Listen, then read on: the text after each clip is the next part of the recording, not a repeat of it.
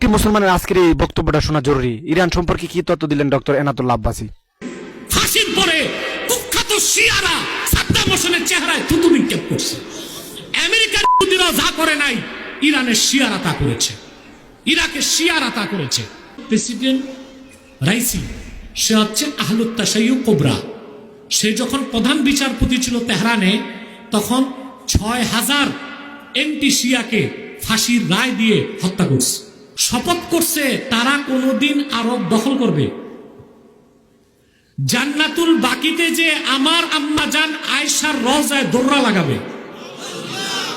এই আকীদা যাদের, যে শিয়াদের, খোদার কসম কোরআন ধরে কই, তারা ইহুদিদের মতোই কাফের।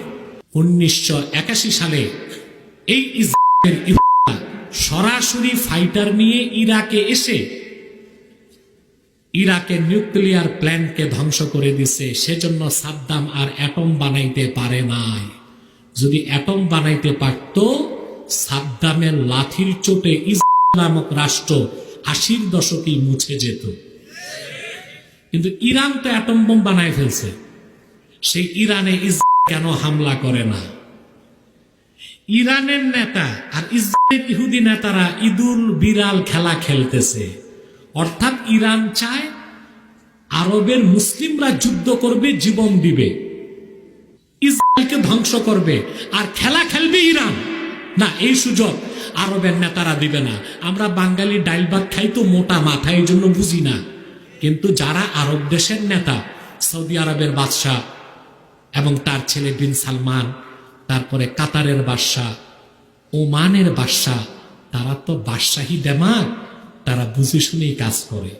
এই ইরান চক্রান্ত করে প্রেসিডেন্ট সাদ্দামের বিরুদ্ধে বিদ্রোহ করছে, কুর্দিদেরকে খেপাইছে, আমেরিকাকে ডেকে আনছে, ইরাক যুদ্ধে সাদ্দামকে বন্দী করছে।